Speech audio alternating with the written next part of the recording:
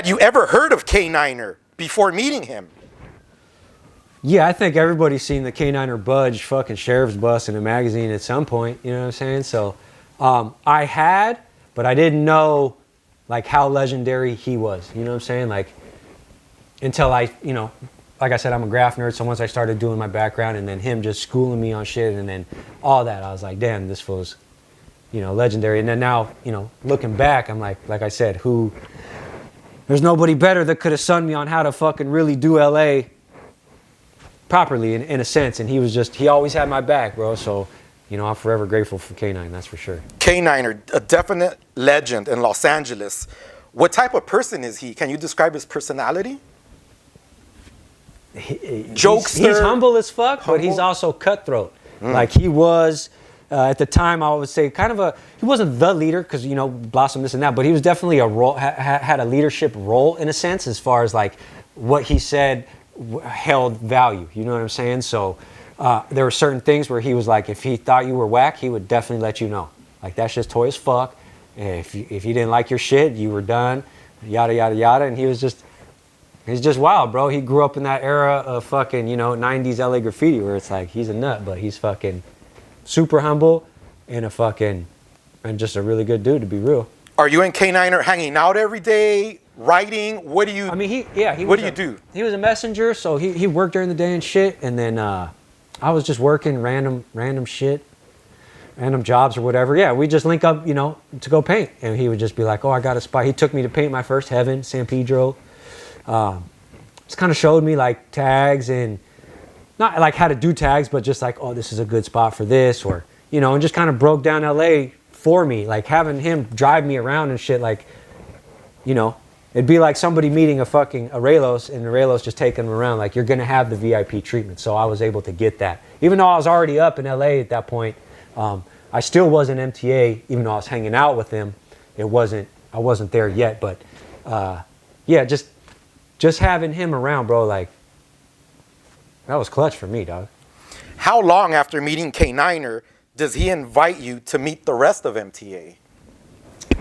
Oh, not that long. You know what I'm saying? Maybe a few months or so of us hanging out and seeing like, okay, this fool's down. And do you first go to an MTA meeting? Is it a party? Or? There was an MTA meeting. I was in an MTA meeting. We were at the park. I forget what park we were at. And yeah, that was basically it. Do you remember who was there from MTA? Fuck, bro. I don't, just because we had so many. I know, it's all-star team, right? It's a long list, but just, yeah. I mean, there's a lot. And there's a lot of people from MTA, period. But it was crazy to see, like, coming from CA, there's like, you know, 7 of us. And then coming to MTA, there was like fucking 30 plus at that time. You know what I'm saying? So it was cool. You know, I was young. I was 20. What was your initial impression of seeing all the MTAs? It was pretty, I want to say it was overwhelming. It was just cool. It was cool to see. What I like about it, it was all walks of life. Every fucking race, religion, this, that, and the third. We're all there. Everybody's having a good time, just chilling, laughing. You know, we're young. Back then, young, bro. When you're youthful, it's a whole different vibe. So it was cool as fuck. How does the possibility of you joining MTA come about? Do you bring it up? I want to say all because of Rezik. It was really the cat. Like I said, he was the catalyst of me becoming from MTA. And even at the time, you know, when I got in, MTA wasn't what it was now. Like it was established, but it wasn't like a premier crew. Like it had its waves. Like it was dope, and then it kind of fell off, and then it kind of died down and went up again. Like, you know, I came after, you know, you know, Slur, like that era when those fools would kill it, and the K9er and the Budges. Like I came after, like they had their time and shit. And then when I got in MTA, it was kind of on the back burner per se. It wasn't up everywhere, but it was an LA crew. But it was just like I said, it really wasn't what it is today. At that time. How do you eventually join? Do you go to the meeting and they take a vote?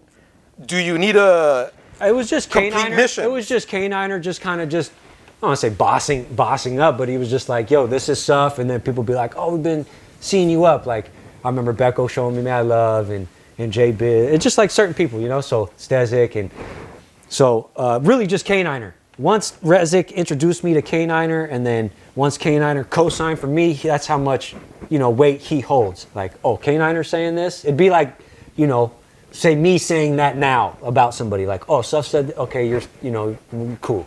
Same type of deal with him. K9er's like, this is Suf, you rep MTA, everybody's like, cool, all love. And then that was it. I was MTA CA. Now, you're in a legendary crew, certified in San Francisco, CA. You join MTA, you're certified in LA. Do you celebrate this time when you join MTA? How do you celebrate? I didn't celebrate. I just kept doing what I was doing. I was already fully addicted to bombing and painting every day. And that was just my shit. Like, even when I started, like, how can I do this every day? Like, that's what I want to do. Like, people always say, what do you want to do? But I want to fucking write every day. How can I do that? How can I afford this lifestyle? So I'm blessed. I just always wanted to do that. There wasn't nothing else. There wasn't anything else I wanted to do. I didn't think about moto or anything. Nothing. Not sports, not fucking anything else but that. And I just really, like I said at that time, MTA was kind of on the back burner per se.